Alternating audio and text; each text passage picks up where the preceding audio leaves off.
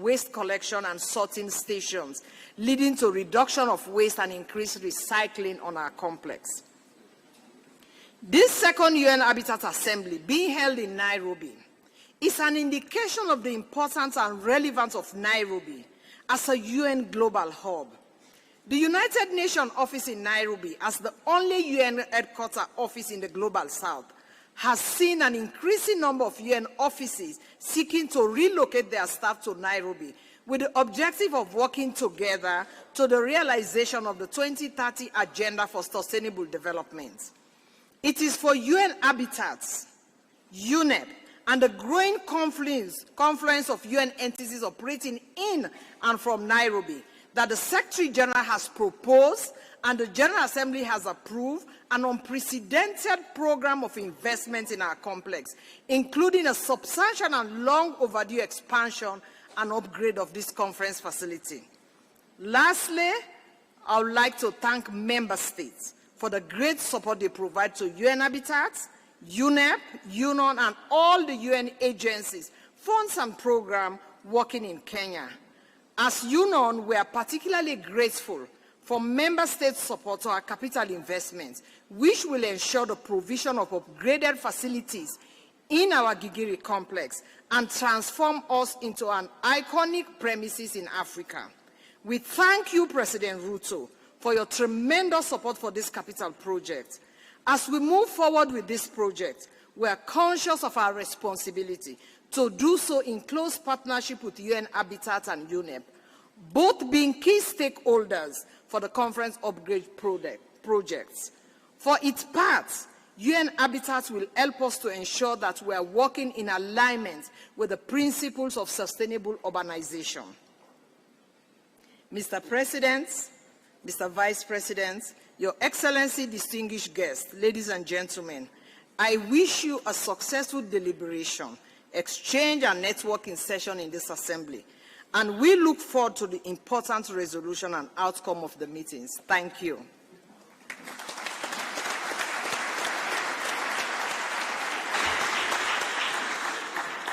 I thank you, Madame Bangura, for this very informative statement, and on behalf of the UN Habitat Assembly, I wish to thank you for your warm welcome on this beautiful compound. Excellencies, distinguished delegates, I now call on Mr. Lee Yunhua, Under-Secretary General of the United Nations Department of Economic Affairs, to share some brief remarks and to introduce, throughout a video recording, the statement of the United Nations Secretary General, Mr. Antonio Guterres. I invite the Secretariat to screen the video statements from the Secretary General at the appropriate time during Mr. Yunhua's presence at the podium. Sir, you have the floor. Thank you. Thank you. Good morning. Good morning, President of the Habitat Assembly, distinguished delegate. May I have the honor to invite you to watch the video addressed by the Secretary General, Mr. Guterres. Please. Excellencies, friends, cities are central to the human story. Through much of our history, they have driven progress. The decisions taken in them have determined our path. Ideas and innovations that originated in cities have shaped our world. And today their role is more important than ever, because the UN Habitat Assembly meets amidst a world in crisis. Inequalities are increasing, global temperatures are rising with catastrophic effects. Debt is straining developing countries' economies to the limit. And halfway to the deadline for the 2030 Agenda for Sustainable Development, we are leaving more than half the world behind. COVID-19 has hobbled progress in poverty reduction. An estimated 670 million still live in extreme poverty, and over 1 billion people still live in slums, driven to cities not due to jobs and opportunities as in the past, but lack of services elsewhere. There is still time to reverse these trends. But to do so, we must fight for the future we want, the future envisaged in the SDGs, the new urban agenda and the Paris Agreement. Cities are critical battlegrounds. They generate 70% of global emissions. They house half of humanity. And by 2050, over 2 billion more people will call them home. My report, Our Common Agenda, calls for a reinvigorated and more inclusive multilateralism, recognizing the pivotal role cities and other local authorities play in addressing the challenges we face. Such multilateralism is vital to help cities to play their part, to ensure the finance, information and support is in place for them to become resilient, inclusive and sustainable.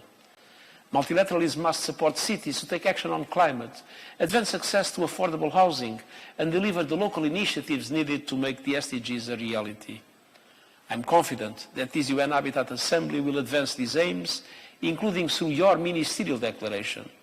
Together, we can achieve the sustainable urban future we need to build a peaceful, prosperous and healthy world for all. Thank you. Thank you. Thank you. Your Excellency, the President of the Republic of Kenya, Your Excellency, the Vice President of the Republic of Botswana, Excellencies, distinguished delegates, ladies and gentlemen, I'm honored to represent the Secretary General and to address you today at the second session of the United Nations Habitat Assembly. Cities have played a foundational role in shaping our societies. They have often served as a symbol of development success. Therefore, your focus today on driving forward a sustainable urban future through inclusive and effective multilateralism is relevant and well-timed. Excellencies, in the coming September, world leaders will gather at the SDG Summit to be held in New York to mark the halfway point on our journey towards the 2030 Agenda for Sustainable Development. But all reviews of the progress today have found us lacking behind. Despite our promise to leave no one behind, some 670 million people live in extreme poverty. Almost 1/4 of the young people are without school, training, or employment. And the safe access to the water and the sanitation services still affects billions. That is why the UN Secretary General has called on the world leaders to deliver a rescue plan for people and the planet, to generate fresh ambitions and the transformative actions at the national and the global levels for the breakthroughs that we need.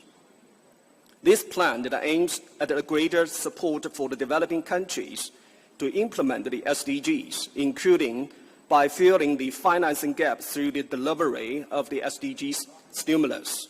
Distinguished delegates, in this battle for sustainability, cities played a decisive role, but the world is far from achieving the goal of sustainable cities. Nearly 1.1 billion people are living in the urban slums. Just about half of the world's urban population has convenient access to the public transport. About 55% of the municipal solid waste is managed in the controlled facilities. Also worrying is the sparsity of the data to monitor the SDG 11, limiting our ability to get the full picture and make the effective decisions. Only around half of the UN member states have internationally comparable data for that goal.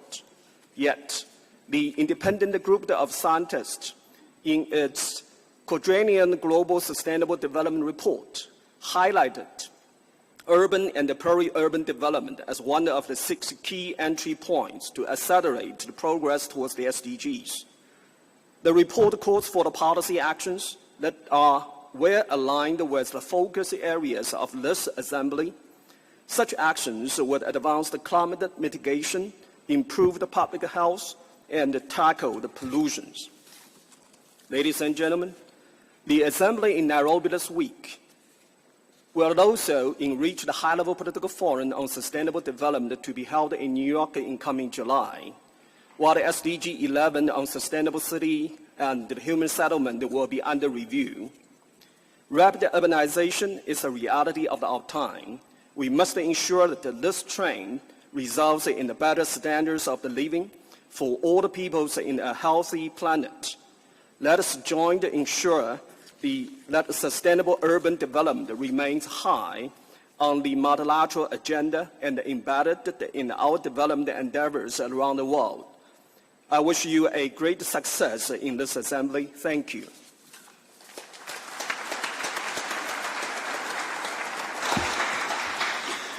On behalf of all delegations, I would like to thank the Secretary General, Mr. Antonio Gutierrez, for his inspiring message at the UN Habitat Assembly, and Mr. Yunois for his message. Please convey our sincere appreciation to the Secretary General.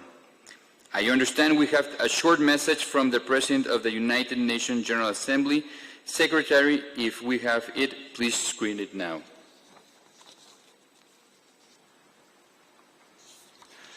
Excellencies, ladies and gentlemen, let me extend my warmest greetings to all the participants of the second session of the United Nations Habitat Assembly in Nairobi. Currently, the United Nations is leading some crucial global undertakings. Understanding the root causes of the most complex crises of the last 75 years.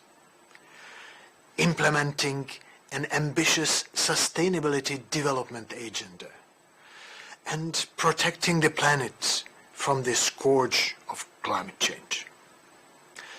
UN Habitat plays a vital role in all these endeavors. Cities are in the epicenter of the converging crises we currently face. From migration to climate change and conflicts, the cumulative effects of these phenomena are magnified in urban areas, in particular in developing countries. So, how can we make our cities inclusive, safe, resilient, and sustainable? First, second, governments must monitor the spatial distribution of future populations to assess risk associated with climate change, such as flooding, heat waves, epidemics, food security, and freshwater availability. But what we urgently need is a mindset shift. From a business-as-usual planning and operation to one aiming at real sustainability transformation. This means strengthening the science policy interface, advancing evidence-based solutions, and approaching our goals holistically. In your discussions this week, I invite you to explore how we can ensure that our approach to sustainability transformation better reflects the role of cities in our world. Ladies and gentlemen, the lagging in SDG implementation is a universal problem. However, it is the people living in the developing countries, including those in special situations, who often bear the brunt of the crises we face. We urgently need political will, commitment, solidarity, financing, and action. The COVID-19 pandemic has shown us that we are capable of implementing massive, radical, and transformative action when humanity is under threat. We must build on this momentum and mobilize political commitments and breakthroughs. Ahead of the SDG Summit, I invite you to review the lessons learned from the national voluntary reviews, unlock new commitments, and adopt innovative policies based on scientific inputs. The SDG Summit in September will be an opportunity to commit to the implementation of bold and game-changing solutions, including in urban areas. Understanding the interdependence of the global goals is crucial to unlocking their full potential, optimizing resources, and achieving successful outcomes. I'm confident that this second session of the UN Habitat Assembly will yield fruitful outcomes. I eagerly await the results. Thank you.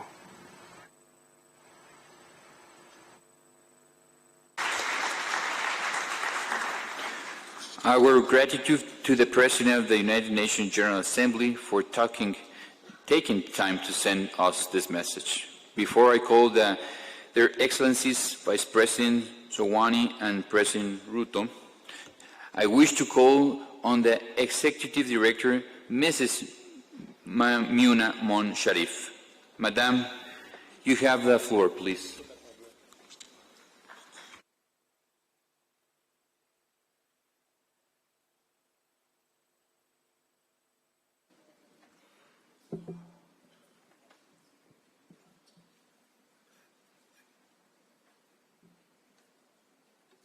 Thank you, Mr. President of Habitat Assembly.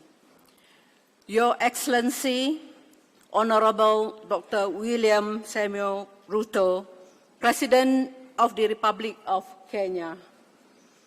Your Excellency, Mr. Slamba Songwane, Vice President of the Republic of Botswana. Honorable Raymond Meyer Falcon, Secretary of Agrarian Ministry of Land and Urban Development, SIDATU, of Mexico, and also the President of the United Nations Habitat Assembly.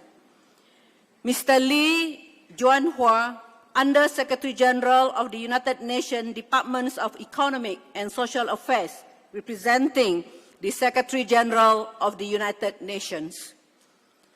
Madam Zainab Hawa Bangura, my sister, Director General of the United Nations Office at Nairobi. Heads of delegations, Your Excellencies, parliamentarian, ambassadors, permanent representatives, and members of the diplomatic corps, mayors and local government representatives, representatives of the UN Habitat Partners, the private sector, and civil society organizations, distinguished delegates, members of the press, colleagues, friends, ladies and gentlemen, Karibuni sana Nairobi.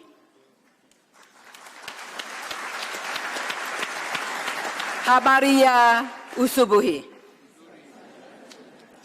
Welcome to the second United Nations Habitat Assembly. This morning, we mark the completion of a full cycle of our governance structure. Let me congratulate and thank Member States for this achievement and for your support to UN Habitat. My sister Zainab Hawa Bangura, the Director General of UNON, thank you for all the support and arrangement from your team. We look forward to working closely with you to highlight the improvements to this beautiful campus to enable us to convene member states in the future. At this second assembly, we are coming together at a time when the world is facing multiple and interrelated crises. In February 2020, the world was in lockdown because of COVID-19. The socio-economic fallout has intensified inequalities and fueled conflicts in every region of the world. All is happening when humanity is facing a triple planetary crisis involving climate change, pollution, and biodiversity loss. As the Secretary General said, unless we act now, the 2030 Agenda will become an epitaph for the world that might have been.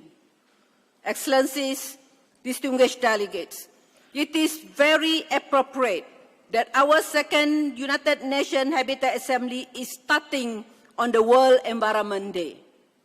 It is significant because the climate goals, the Paris Agreement, and our aspirations to keep global warming within 1.5 degrees can only be achieved if member states prioritize sustainable urbanization as the basis of sustainable development. We are grateful For the first time, 50 ministers of housing and planning met in COP27 in Sharm el-Sheikh, Egypt, to ensure that we mainstream and prioritize a just transition of our cities and communities for the sake of future generations. The reality is that impact of extreme climate events, conflicts, natural disasters, global pandemic, and the cost of living crisis are felt first and foremost in cities. Their secondary effects, often long-term in nature, and are also visited upon urban areas. Multi-dimensional inequalities continue to deepen between and within countries and territories, weakening the social contract that forms the foundations of our society. Your Excellency, President Ruto, I am very grateful for the continued support of Kenya for UN Habitat, especially we are celebrating 45 years in Nairobi, Kenya. Kenya, under your leadership, continues to be a beacon of hope. As you know firsthand, those of us from humble beginnings understand how adequate housing and urbanization can deliver a better quality of life. The more well-planned and well-organized, the more people we can uplift from poverty. Unfortunately, humanity's over-reliance on carbon and consumption is not only killing our planet, but also leaving some 3 billion people in inadequate housing. Even in the most advanced countries, an increasing number of citizens are homelessness. They are joined by 1.5 billion currently residing in poor and unhealthy housing. Excellencies, distinguished delegates, the challenge before us is enormous. The only way we can achieve positive and transformative impact on the ground is not to go it alone, but to embrace multilateral action. Here, I would like to quote a Swahili proverb that reads, "Unity is strength, division is weakness." To answer the call of Member States to set priorities, we have taken guidance from Member States at the high-level meeting on the implementation of the new urban agenda last year. We are also grateful for inputs from ministerial roundtables at the 11th session of the World Urban Forum and at COP27, respectively. I have put forward UN Habitat's priorities, including on adequate housing, climate adaptation, localizing the Sustainable Development Goals, and better urban crisis management. They correspond to the UN Habitat Strategic Plan that was approved by Member States in the first Assembly. We thank the Committee of Permanent Representatives that pronounced on the robustness of our strategic plan despite COVID-19. We appreciate the guidance from the Executive Board to extend the strategic plan by a further 2 years to align with the rest of the United Nations system. Before I conclude, I wish to acknowledge the considerable support and wise counsel we have received over many weeks and months from members of the Executive Board, the Committee of Permanent Representatives, and the Bureau of the UN Habitat Assembly. Let us flip the script on urbanization. We need practical and pragmatic ways to transform our cities into champions of zero waste. We need to formulate policies that guide countries towards carbon neutrality. We need to harness the talent in cities and communities to reshape financing to achieve the Sustainable Development Goals. We need Member States to prioritize national and local cooperation as the basis of a just transition.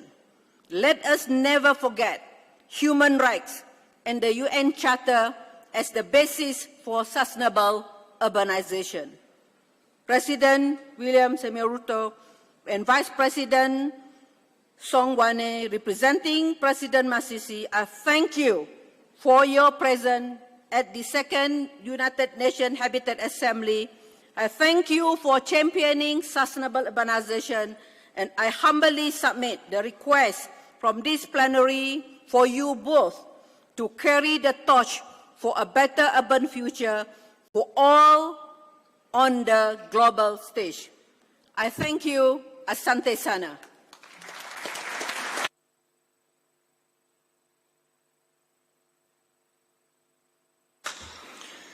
Thank you, Madam, for the very wise words and the assurance that this organization is now back on its right track and can go nowhere but forward. We will now have a pleasure of listening to a very nice program of Art of Music Foundation, which is a musical group called Ghetto Classics, a very unique orchestra which uses music education to provide the youth with opportunities to better themselves and their community by giving them the life skills that come with the discipline of studying music. Your Excellencies, Vice President Songwane and President Ruto, I hope you don't mind the upcoming very short interlude to prepare us to hear your words. We will now hear from Ghetto Classics.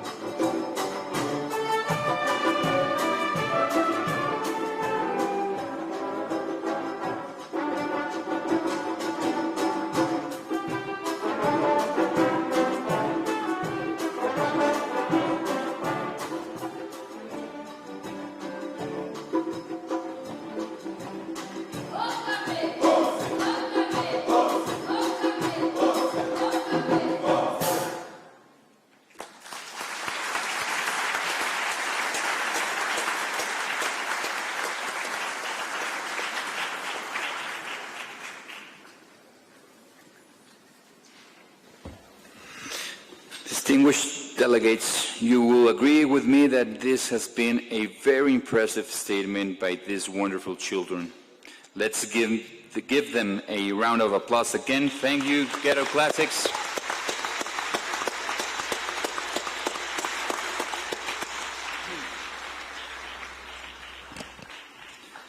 Let me also thank the Ambassador of Belgium, Mr. Peter Madame, who sponsored this performance. Ambassador, thank you very much.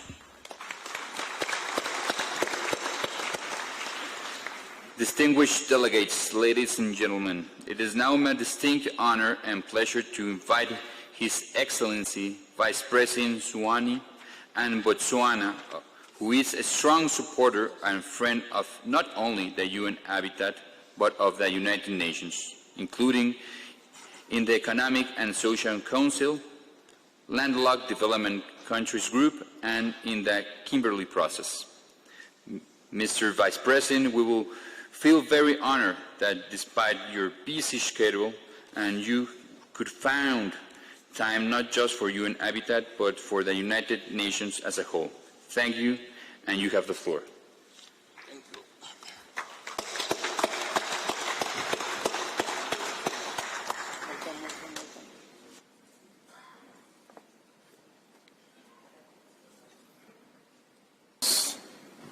And many here. First, let me recognize Your Excellency Dr. William Samoei Ruto, President of the Republic of Kenya.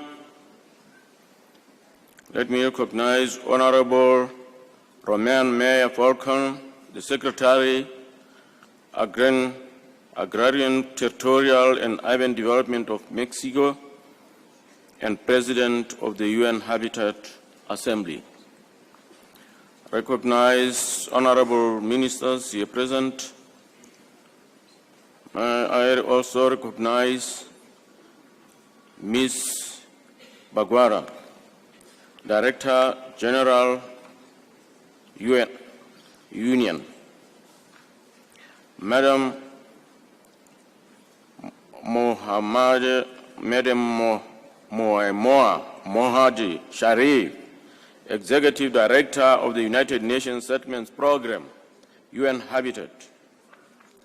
Allow me also to recognize all of you, distinguished delegates, colleagues, friends, and ladies and gentlemen, safe to say, all protocol observed. Your Excellency, Dr. William Samoei Ruto, President of the Great Republic of Kenya, and Ms. Rachel Ruto, distinguished heads of state and governments here present, Excellencies, the Director General of the United Nations Office in Nairobi, Ms. Bangura, Executive Director of UN Habitat, Ms. Samona Mohad Sharif, distinguished ladies and gentlemen, a very good morning. Allow me on the onset to thank His Excellency Dr. William Ruto for inviting His Excellency the President of Botswana, Dr. Mokwetsi Masisi, whom I have the honor to represent here today. Sadly, our President's absence is due to the passing on of his dear mother, Ms. Precious Maseo Masisi, on Saturday night, June the 3rd, 2023. As the nation mourns her death, we pray for Almighty God's comfort to the family, relatives, and friends. The theme for this assembly is, as we are all aware, a sustainable urban future through inclusive and effective multilateralism, achieving the Sustainable Development Goals in times of global crisis. End of quote. It comes at a crucial time. It comes at a crucial time when the world is grappling with environmental crisis, at the same time recovering from the COVID-19 pandemic, particularly in cities and human settlements, where people are highly concentrated. The theme is apt as it underscores the need to develop global solidarity to address global challenges, including the rapid trend of urbanization. This new form of solidarity will overcome challenges we are all facing due to increasing vulnerability of people's livelihoods from rural to urban areas, triggered by such issues such as climate change, conflict, and financial crisis. It cannot be business as usual. We need to inspire the coming generation and make sure that prosperity is based on values of social cohesion and humanity, while leaving no one behind. Our efforts require complementary solutions and concerted efforts from all, including continental and regional bodies, governments, policymakers, civil society organizations, religious leaders, and communities. That is how we build and strengthen resilience. The African continent, which has the highest urbanization rate in the world, is expected to reach the urban transition by 2030, with half of the population living in urban areas.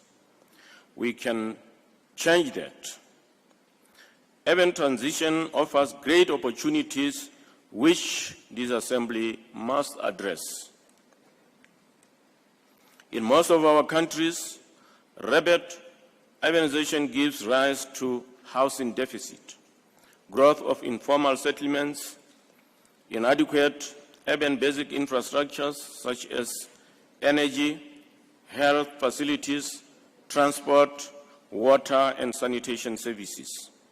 These are worsened by lack of capacity for proper planning, governance, as well as financial constraints. All these problems indicate policy and implementation failures and contradict our other principles and commitments to the new urban agenda. Excellencies, Madam Executive Director, for Africa, if urbanization does not come with digital economic transformation, mindset change, and the industrialization dynamic as expected, it will be a missed opportunity. There must be a linkage between sustainable urbanization and job creation, livelihood opportunities, and improved quality of life. Urbanization without adequate productive jobs will jeopardize not only our development efforts, but also peace and security. Many governments are still contending with managing the rising expectations of citizens that stem from rapid urbanization and delayed socio-economic transformation. The unmet expectations of the people have contributed to growing frustration to the elderly people with disabilities, and particularly the youth, who demand a better tomorrow. Let us learn from the mistakes that others did and change the paradigm in Africa. Let us strive to reverse the trend with well-managed and planned urbanization that ensures sustainable development. Good governance dictates that our technocrats in the relevant disciplines and professions must up their acts to deliver on the promises that we made to our people. Botswana is ready with other member states to demonstrate the relevance of urbanization as a mega trend and to compare notes on policies and programs towards transforming our states, to raise awareness and advance the concept of resilience and sustainable cities. The planning and development of resilient cities and human settlements has become a priority and should be based on solid partnerships among institutions, including the private sector, in and outside the Southern African region. The expert leadership of the United Nations is pivotal to the strategic thrust and action. I also urged that as African countries, we commit to elevate the African urban agenda at the level of the African Union. Together, we can leverage urbanization as an engine for economic transformation. In this respect, I would like to seize this opportunity to urge the UN Habitat to adhere to the United Nations General Assembly mandate and strengthen the regional and sub-regional collaboration with other international organizations to amplify the implementation of the new urban agenda, especially in Africa. Regional economic communities and specialized regional entities can be the anchor of regional solutions and collaborations to promote sustainable urbanization building on the new framework of the African Continental Free Trade Area that requires viable cities and to be effective. Excellencies, before I conclude, I wish to commend Ms. Mamouna Mohadi Sharif, the Executive Director of the UN Habitat, for her sterling leadership. She has tirelessly spearheaded key initiatives amid positioning the organization as a leader in sustainable urbanization. You can continue, Madam Executive Director, to count on Botswana's support to fulfill this important mandate. Finally, I sincerely hope that this second session of the United Nations Habitat Assembly will renew our commitment to implementing the new urban agenda with renewed vigor, determination, and visibility at the national levels. I thank you. Asante sana.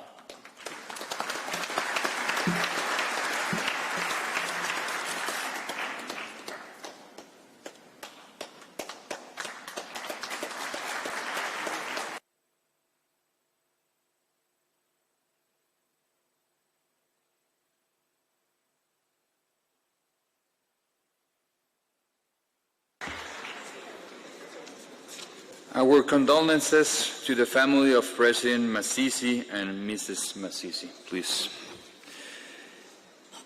Mr. Vice President, I'm grateful for your thoughtful, provoking address and for your country's unwavering commitment for social, economic development and finding enduring solutions to poverty. I thank you. Distinguished delegates, ladies and gentlemen, it is now my honor and pleasure to invite our host and president of the beautiful country, His Excellency President Ruto, a leader who has been a supporter of UN Habitat, to inaugurate this second session of the UN Habitat Assembly. Mr. President, we are truly grateful for your magnificent attention and you have paid to UN Habitat. Mr. President, the floor is yours.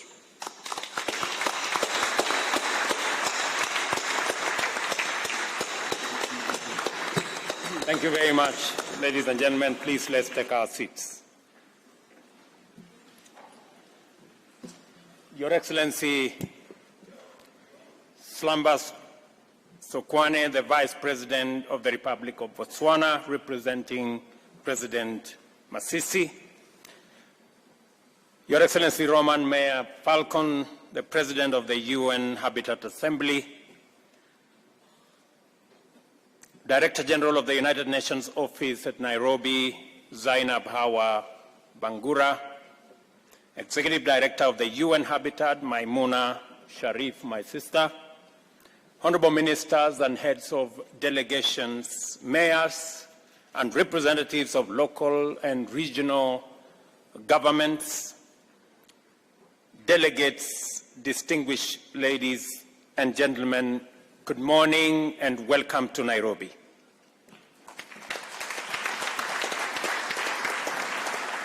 On behalf of the people and government of Kenya and on my own behalf, I'm truly delighted to have the honor to welcoming you to this warm and beautiful land in Kenya and to our capital city of Nairobi, the globally famous green city in the sun. I hope you have already experienced our people's legendary hospitality and that you will find some time to explore and enjoy the attractions which have earned us the name Magical Kenya. Maybe at this point it is important for me to tell you maybe 3 things that are important for your stay in Nairobi. Number 1, this is the city, the only one in the world, with a closed canopy forest on one side, the side where we are. This is also the only city in the world that has a national park in the city with wild animals, elephants and rhinos and lions and cheetahs. And just for your information, you may find them in the street sometimes because they break off from the fence of the national park. Please be careful because they are wild. They are not domesticated. And lastly, many of you, at the end of Kenya is the home and the cradle of humankind. This is where the earliest remains of man have been traced. So when you find yourself feeling at home and having a problem going back to Europe and America and the rest of Africa, just know that you are at home. So let me welcome you home. In fact, we are considering removing all requirements of travel and visa because it's not fair for anybody to be asked for visa when they are going home.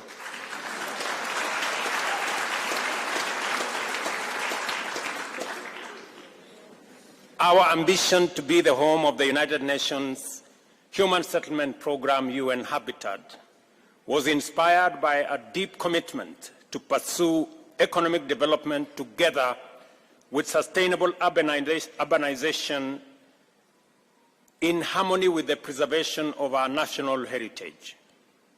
The international community's decision to locate this critical organization here is therefore out of recognition and emphatic endorsement of this commitment. Our experience in balancing the imperatives of industrialization, sustainable urbanization, and ecological responsibility as fundamental components of socio-economic transformation has had its challenges and setbacks, but we are persuaded now, more than ever, that not only is it worthwhile and feasible, but it also enhances the efficiency, safety, beauty, and livability of our cities. Even now, challenges exist with variety and on a scale that is unprecedented. The world is emerging from a devastating pandemic whilst grappling with a relentless economic crisis driven by geopolitical tensions as well as the triple planetary crisis of pollution, loss of biodiversity, and of course, climate change. As a consequence, millions of people throughout the world have been adversely affected, including through threats to life and also threats to livelihoods. In addition to normal migration to urban areas, millions of people displaced by the recent social, economic, and political upheavals joined the poor, vulnerable, underserved, and marginal segments of our urban populations. For better or for worse, the world population has reached 8 billion people, 57% of whom live in urban areas. These numbers are expected to increase steadily in the coming years, but urban populations are projected to rise even faster In the global south, the rates will be even more pronounced, whilst in Africa, where the median age is 19, urban populations will be very youthful, presenting a novel set of challenges and opportunities for national economic and urban planning and general development. Urban centers have always held the most intense concentrations of both best and the worst human possibilities: wealth and poverty, well-being and suffering, dignity and misery, all in one ecosystem. As a result, they are also the theaters of the starkest inequalities in human opportunities and human outcomes. The explosion in global populations as well as urbanization has immense implications for global production and consumption, with humanity poised firmly between trends and practices likely to overwhelm the planet's capacity to support life on one end and clean, green, efficient, and abundant sustainability on the other end. Fundamentally, this gathering is one more opportunity for the global community to confer and reflect about the progress made in imagining new possibilities for the sustainable provision of opportunities and amenities to promote the flourishing of nearly 10 billion human beings, whilst enhancing the Earth's capacity to support all life on it. Urbanization is an economy's ultimate test of efficiency, inclusivity, resilience, and sustainability across all goods and services. Huge demands for basic goods is always accompanied by tremendous pressure on energy resources and the environment. The connection between prosperity and ecological sustainability is always strong and direct. How we perform in this test depends on the type and quality of decisions, choices, strategies, and policies that we make and pursue, which in turn reflects the depth of our deliberations and attention to the agenda in forums like this one.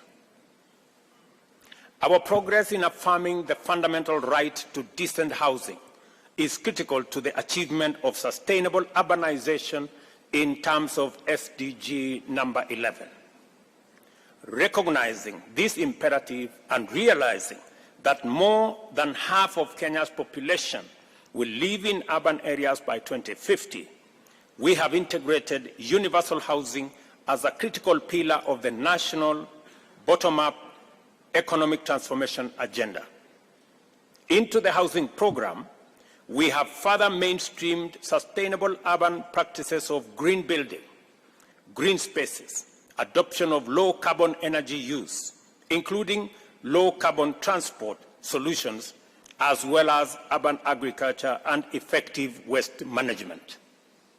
The governor of Nairobi informed me this morning that he made sure that all the delegates were transported on buses that do not use fossil fuels, that all the buses that were used to transport delegates here were using green energy. In addition to these measures under our urban resilience program, we are restoring degraded landscapes and ecosystems through a robust program, which includes increasing Kenya's tree cover from 12% currently to 30% by planting 15 billion trees over the next 10 years. Our capacity to coherently pursue these vital objectives has been significantly bolstered by the government's policy to mainstream sustainable development goals generally, and more pertinently, number 11 on sustainable cities and communities, and number 13 on climate action into national development planning and implementation. A key barrier to our aspiration for sustainable urbanization happens to be the very impediment to efficient, sustainable climate action in the global south and Africa, and that is sufficient and affordable financing. As a result, we are unable to effectively pursue all the opportunities in sustainable urbanization and leverage them to promote the broader agenda of economic transformation, climate action, and sustainable development. Our discussions must therefore pay due attention to the fact that the prevalent unjustness of the international financial architecture and the discriminatory practices inherent in development financing are iniquitous insofar as they directly and indirectly exacerbate the vulnerability of the majority of humanity. It is time, therefore, to correct this systemic injustice to enable us effectively mobilize multilateralism to achieve global net zero emissions, avert a climate catastrophe, and achieve sustainable development goals. Let us apply ourselves to these imperatives and ultimately make a stand and take a stand for humanity by way of embracing an effective, sustainable, inclusive, and just vision for the UN habitat. I acknowledge with profound gratitude the progress UN Habitat has made in refining and championing the deployment of effective multilateralism in addressing the challenges of human settlement and promoting sustainable urbanization. For this reason, I believe it is necessary to reiterate here the urgent need and immense importance of strengthening UN Habitat and enhancing its capacity to support member states in advancing the agenda of sustainable urbanization and human settlement. Clearly, we have an assignment, and your work is well defined. I urge you to exploit this important opportunity to generate a robust framework for addressing the existential crisis of our time. On that note, I would like to announce to you that Kenya is privileged to have the honor of co-hosting the inaugural Africa Climate Summit to be held from the 4th to the 6th of September this year here in Nairobi. The summit will be Africa's opportunity to refine its position in preparation for COP28, which I hope is going to be the last COP for us to host, where we expect to articulate our agenda in a strong, clear, united, and effective voice. I take this opportunity to welcome you back to Nairobi for the summit. And I hope we will all have the resolve of making COP28 the last COP that we are going to hold as humanity. I am told that there are preparations for COP29. I think they should be cancelled. Because it is possible for us to agree on a framework that will bring everybody on board. And as a continent, we will be going to COP28 with a clear mind on what we need to do and how Africa and the global south can work with the global north, not as adversaries, but as partners to be able to resolve the climate crisis and present ourselves the opportunity to have a win-win outcome that has no finger pointing.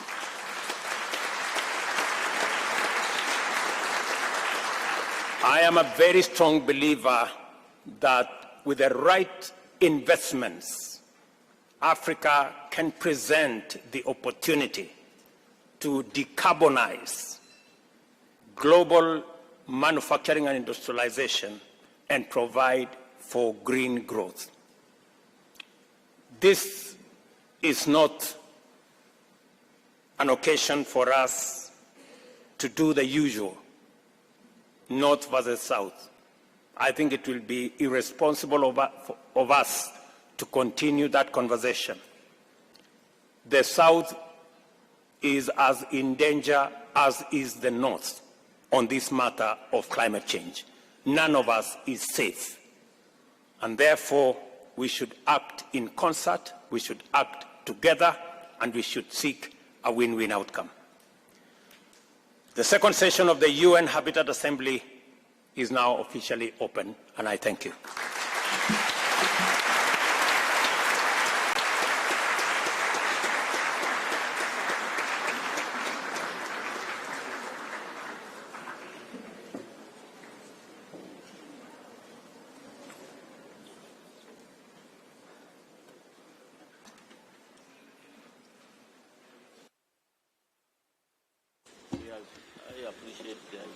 Mr. President, words cannot express our sincere gratitude for the kindness and the profound words you have shared with us, and for finding time to inaugurate this second session of the UN Habitat Assembly. I thank you. Distinguished delegates, we have come to the end of the first part of our inaugural meeting.